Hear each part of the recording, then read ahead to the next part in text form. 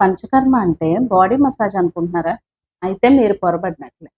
పంచకర్మ అంటే స్పా కాదండి. పంచకర్మ అనేది ఒక మేజర్ మెడికల్ సర్జరీ లాంటిది.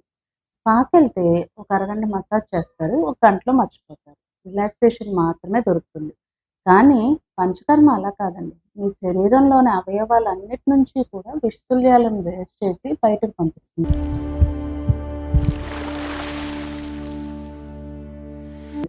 అందువలన రోగాలు దరిచేరకుండా మనకు రక్షణనిస్తుంది. పంచకర్మ అనేది 3 స్టేజెస్‌లో ఉంటుందండి. పూర్వకర్మ, ప్రధాన కర్మ, పశ్చాత్ కర్మ. పూర్వకర్మ అంటే దీపన, పాచన, స్నేహన, స్వేదన వంటి ప్రక్రియలుంటాయి. ప్రధాన కర్మ అంటే వమన, విరేచన, నస్య, రక్తమోక్షణ, వస్తి వంటి ప్రక్రియలుంటాయి. పశ్చాత్ కర్మ మెయిన్ అండి. పూర్వకర్మ, ప్రధాన కర్మ చేయడం వలన అగ్ని క్షీణించిపోయి ఉంటుంది.